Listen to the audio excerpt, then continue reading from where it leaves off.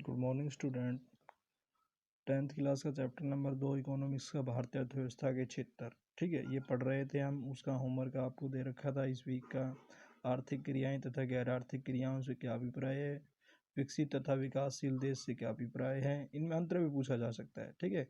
ये जो तीनों क्वेश्चन दे रखे हैं, निजी तथा सार्वजनिक उद्योग से क्या अभिप्राय है, इन तीनों क्वेश्चनों में डेफिनेशन भी पूछी जा सकती है और अंतर भी पूछा जा सकता है। तो अंतर पूछा जाए तब भी आपने इनका डेफिनेशन लिखनी है, ठीक है।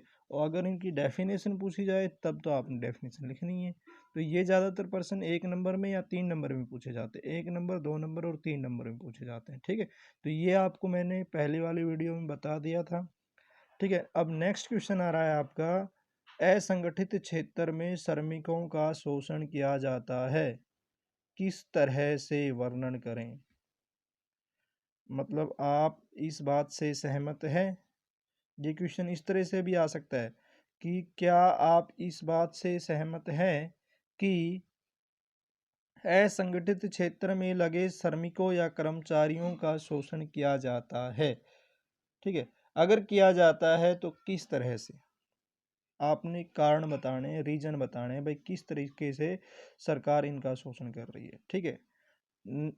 तो इस क्वेश्चन के बारे में हम पढ़ेंगे, देखेंगे अब, ठीक है। उनकी डेफिनेशन लिखेंगे कि असंगठित क्षेत्र होता क्या है। तो आपको पहले बताया था असंगठित क्षेत्र,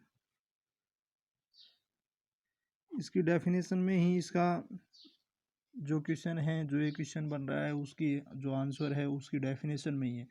तो नंबर पहले हम इसकी डेफिनेशन लिखेंगे, वे क्षेत्र जो सरकार के नियंत्रण में रहकर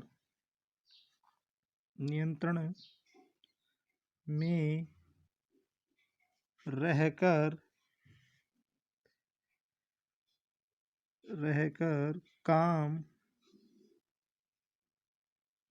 नहीं करते और इनमें लगे कर्मचारी का वेतन, काम करने के घंटे, ठीक है, वेतन, काम करने के घंटे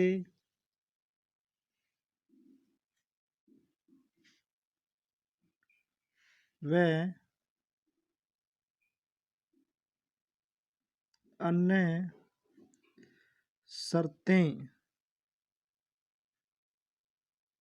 निश्चित नहीं होती,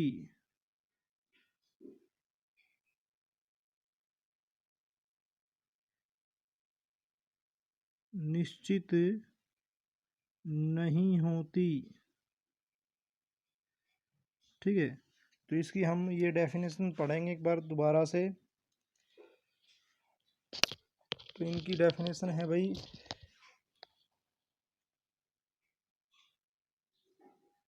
असंगठित क्षेत्र वे क्षेत्र होते हैं जो सरकार के नियंत्रण में रह करके काम नहीं करते, ठीक है, और इनमें लगे कर्मचारियों का वेतन तथा काम में घंटे निर्धारित नहीं होते या और उनकी अन्य शर्तें भी निर्धारित नहीं होते। तो ठीक है, तो अब हमने लिखना है भाई इनके शोषण के तरीके, कि सरकार इनका शोषण किस तरह से कर रही है। तो ये लिख देंगे हम, शोषण के तरीके। तो ये क्वेश्चन बड़ा क्वेश्चन बनता है आपका, ये क्वेश्चन बड़ा क्वेश्चन बनता है भाई, आपने बड़े ही ध्यान से समझना है, क्योंकि अगर आपको इसकी डेफिनेशन याद है तो ये क्वेश्चन आपका कंप्लीट उसी समय हो जाएगा। आपने घबराने की बिल्कुल भी ज़रूरत नहीं है, क्योंकि डेफिनेशन में ही इसकी सरकार से क्या मांग है, शोषण के क्या तरीके हैं, ठीक है। अगर किसी भी तरीके से आपसे पूछा जाए ये क्वेश्चन तो आपने यही बताना है। अगर सिर्फ आपने ये देखना कि क्वेश्चन पूछा क्या जा रहा है, तो क्वेश्चन अगर पूछा जा रहा है भाई सरकार से इनकी क्या मांग है, असंगठित क्षेत्र में लगे कर्मचारियों की सरकार से क्या मांग है, तो आपने किस तरीके से लिखना है। अगर आपने ये पूछा जा रहा है कि भाई असंगठित क्षेत्र में लगे कर्मचारियों का शोषण किया जा रहा है, क्या आप इस बात से सहमत हैं, तो अगर आपने लिखना है कि भाई शोषण किया जा रहा है, तो आप यस बोलेंगे, हाँ शोषण किया जा रहा है, तो उसमें शोषण के तरीके बताएंगे आप, उसमें आप शोषण के तरीके बताएंगे। अगर आपने लिखना है कि भाई सरकार से क्या मांगे, तो आपने नेक्स्ट सरकार से मांग ये हेडिंग डालनी पड़ेगी उसमें। अगर आपसे पूछा जाए कि भाई असंगठित क्षेत्र में लगे कर्मचारियों की सरकार से क्या मांग, तो आपने इस हेडिंग को डालना है। अगर आपने शोषण के तरीके पूछे जाएं, तो आपने ये हेडिंग डालनी। क्वेश्चन सेम टू सेम है, लेकिन सिर्फ लिखने का तरीका आपका अलग होगा। ठीक है, तो ये कह रहा है कि शोषण के तरीके, आपको डेफिनेशन में पहले ही पता है कि इसकी डेफिनेशन क्या होती है, तो आपने लिखना है सबसे पहले जैसे डेफिनेशन में होती है वैसे ही, ये सरकार के नियंत्रण में नहीं रहता, ये सरकारी नहीं होते। ठीक है, तो आपको पता है भाई ज़्यादातर ये माना जाता है कि भाई जो सरकारी कर्मचारी होते हैं उनकी ज़्यादा सैलरी होती है, ज़्यादा कम काम करना पड़ता है। ठीक है, स्वास्थ्य से सुविधाएं अधिक होती है, तो सब व्यक्ति सब कर्मचारी क्या चाहते हैं कि भाई हम गवर्नमेंट होने चाहिए, ठीक है, सरकार के अधीन होने चाहिए। तो लेकिन होता क्या है इसमें, असंगठित क्षेत्र में ये सरकारी नहीं होते, तो आपने इसके बारे में लिखना है भाई ये सरकारी नहीं होते, सरकार के अंतर्गत रह करके काम नहीं करते, ये किसी एक निजी व्यक्ति या निजी क्षेत्र के अंतर्गत रह करके काम करते हैं। ठीक है, तो इसलिए माना जाता है कि निजी क्षेत्र में ज़्यादा से ज़्यादा लाभ कमाने के लिए लोगों से ज़्यादा काम करवाया जाता है। ठीक है, तो इस तरीके से असंगठित क्षेत्र में लगे लोगों का शोषण किया जाता है। ठीक है, अब नेक्स्ट पॉइंट बनता है भाई वेतन कम दिया जाना।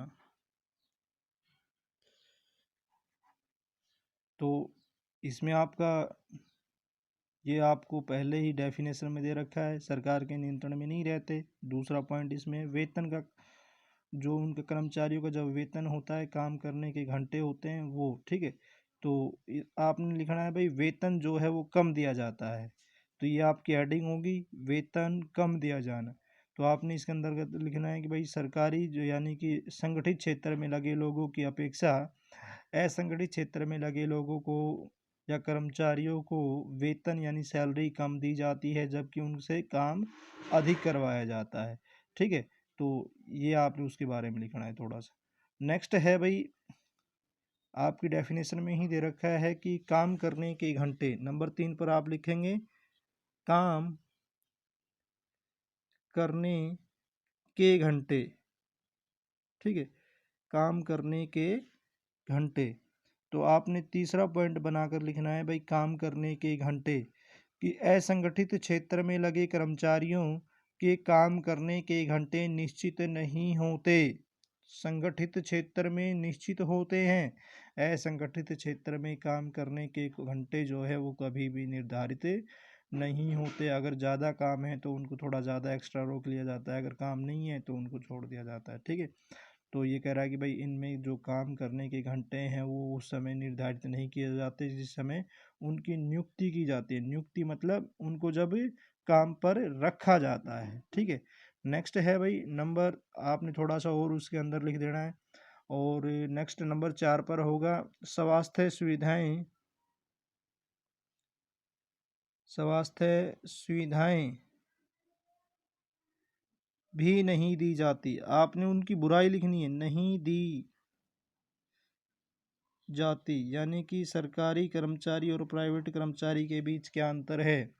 तो स्वास्थ्य सुविधाएं का मतलब होता है, जैसे आप कहते हैं ना मेडिकल क्लेम, जी हमें तो मेडिकल क्लेम मिलता है, हमारे फादर नौकरी में लग रहे हैं जी, हमें तो मेडिकल क्लेम मिल जाएगा। ठीक है, तो यानी कि ये कह रहा है कि इन लोगों को स्वास्थ्य सुविधाएं भी नहीं दी जाती, क्योंकि अगर वो बीमार हो जाते हैं तो उनके पैसे, अपनी जेब से पैसे खर्च होते हैं, जबकि सरकारी कर्मचारी के अंदर जो होता है सरकार उनको मेडिकल क्लेम देती है, उनकी फैमिली को क्लेम देती है। ठीक है, उनकी फैमिली का मेडिकल क्लेम दिया जाता है, इनकी फैमिली और इनके कोई स्वास्थ्य सुविधाएं नहीं दी जाती। ठीक है, और नंबर 5 पर लिखेंगे भाई, नंबर 5, अवकाश का समय भी निश्चित नहीं होता। निश्चित नहीं होता। ये कह रहा है कि भाई अवकाश जो है, अवकाश मतलब छुट्टी जो है वो भी निश्चित नहीं होती।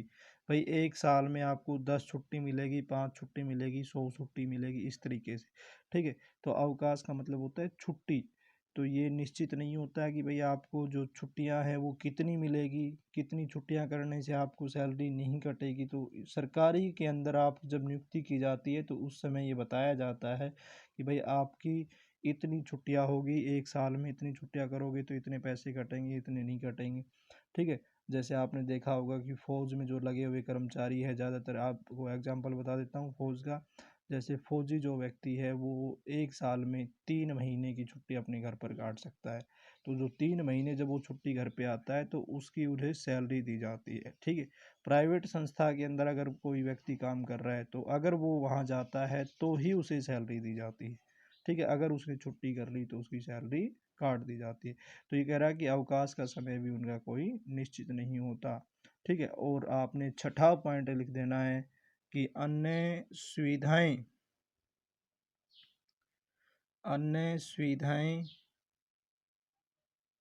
भी नहीं दी जाती।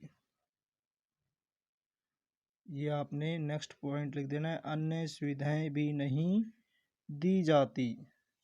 तो इसके अंतर्गत आपने लिखना है भाई, जो सरकारी या संगठित क्षेत्र में जो लगे हुए व्यक्ति हैं उनको स्वास्थ्य सुविधाएं या अन्य सुविधाएं, जो भी सुविधाएं हैं, जैसे मान लो आपके परिवार की मेडिकल सुविधाएं हैं, आपकी मेडिकल सुविधाएं हैं।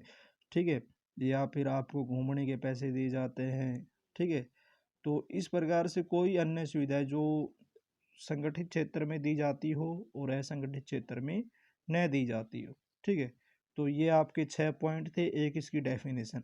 ये क्वेश्चन बड़ा क्वेश्चन पूछा जाता है, 6 नंबर में पूछा जाता है। ठीक है, ये क्वेश्चन हमेशा 6 नंबर में पूछा जाता है, तो आपने बड़े ही ध्यान से रखना है। संगठित क्षेत्र, सबसे पहले इसकी डेफिनेशन लिखेंगे। ये क्वेश्चन दो तरीके से पूछा जाता है कि क्या आप इस बात से सहमत है कि असंगठित क्षेत्र में लगे लोगों का शोषण किया जा रहा है। ठीक है, ये क्वेश्चन इस तरीके से भी पूछा जा सकता है। दूसरा तरीका ये है कि असंगठित क्षेत्र में लगे लोगों का शोषण किस तरह से किया जाता है या किस तरह से हो रहा है, ये बनता है। ठीक है, तो आपने सबसे पहले इसमें असंगठित क्षेत्र की डेफिनेशन लिखेंगे। उसके बाद डेफिनेशन जिस बच्चे ने आप बच्चे ने लिख दी, वो ये सोच लेना कि ये आपके जो 6 नंबर है वो बिल्कुल पक जाएंगे। ठीक है, तो इसमें आपने डेफिनेशन में लिखना है कि ये वे क्षेत्र जो सरकार के नियंत्रण में रह कर के काम नहीं करते, इनमें लगे लोगों या कर्मचारियों का वेतन, काम करने के घंटे व अन्य सुविधाएं या स्वास्थ्य सुविधाएं निर्धारित नहीं होती। ठीक है, तो ये आपको पहले भी बता दिया था, पहले वाली वीडियो में बता दिया था, ये इसकी डेफिनेशन है। अब दूसरा है शोषण के तरीके। ठीक है, इसी के साथ साथ ये क्वेश्चन ये भी बनता है कि भाई असंगठित क्षेत्र में लगे कर्मचारी सरकार से क्या मांग उठा रहे हैं। भाई सरकार से अपनी कौन कौन सी मांगे रख रहे हैं। ठीक है, तो ये क्वेश्चन और ये क्वेश्चन दोनों सेम है। ठीक है, सिर्फ तरीका अलग अलग है। तो आपने पहले देखना है शोषण के तरीके, कि भाई शोषण किस तरह से किया जा रहा है। तो आपने लिखेंगे कि शोषण के तरीकों में लिखेंगे कि नंबर 1, ये सरकारी नहीं होते। तो आपने पहले ये हेडिंग डालनी, सरकारी नहीं होते, ये असंगठित क्षेत्र में लगे कर्मचारी सरकार के अधीन रह करके काम नहीं करते, किसी एक निजी व्यक्ति या निजी प्राइवेट संस्था के अंतर्गत रह करके काम करते हैं। जबकि असंगठित क्षेत्र में लगे लोग सरकार के अंतर्गत रह करके काम करते हैं। इतना लिखना है सिर्फ आपने। ठीक है, नेक्स्ट है नंबर 2 पर वेतन कम दिया जाना। ठीक है, नेक्स्ट है नंबर 2 पर वेतन कम दिया जाना। इसके अंतर्गत लिखना है कि भाई सरकारी क्षेत्र में लगे कर्मचारियों के, सरकारी मतलब संगठित, ठीक है, कर्मचारियों को अधिक वेतन दिया जाता है, जबकि असंगठित क्षेत्र में लगे कर्मचारियों को कम वेतन दिया जाता है। इस प्रकार से हम कह सकते हैं कि इनका शोषण किया जा रहा है। ठीक है, नेक्स्ट है काम करने के घंटे। भाई जो प्राइवेट संस्था के अंदर काम करते हैं उनके जो काम करने के घंटे वो संगठित क्षेत्र यानी सरकारी कर्मचारियों की अपेक्षा अधिक होते हैं। ठीक है, तो इस तरीके से हम कह सकते हैं कि उनका शोषण किया जा रहा है। नेक्स्ट है स्वास्थ्य सुविधाएं। ठीक है, आपने स्वास्थ्य सुविधाएं लिखनी है कि भाई संगठित क्षेत्र में लगे कर्मचारियों को स्वास्थ्य सुविधाएं दी जाती है, जबकि असंगठित क्षेत्र में स्वास्थ्य सुविधाएं नहीं दी जाती। नंबर 5 पर है भाई अवकाश का समय निश्चित नहीं होता। भाई इसमें असंगठित क्षेत्र में लगे कर्मचारियों का जो छुट्टियां हैं वो निर्धारित नहीं होती कि आपको एक साल में कितनी छुट्टियां मिलेगी, उसके कितने पैसे कटेंगे या नहीं कटेंगे। ठीक है, नेक्स्ट है अन्य सुविधाएं, यानी कि आपको मेडिकल क्लेम दिया जाता है नहीं दिया जाता, आपकी फैमिली को मेडिकल क्लेम दिया जाता है नहीं दिया जाता, आपको घूमने के पैसे दिए जाते हैं नहीं दिए जाते, यानी ठीक है आपको भाई आने जाने का जो रेंट है किराया है वो दिया जाता है या नहीं दिया जाता, आप किससे आ रहे किससे जा रहे हो उसको कोई मतलब नहीं। ठीक है, तो अन्य जो सुविधाएं हैं वो भी नहीं दी जाती। तो इस तरीके से हम नीचे लिख देंगे इन सभी कारणों से या इन सभी तरीकों से असंगठित क्षेत्र में लगे लोगों का शोषण किया जा रहा है। तो नेक्स्ट क्वेश्चन था इसी में भाई सरकार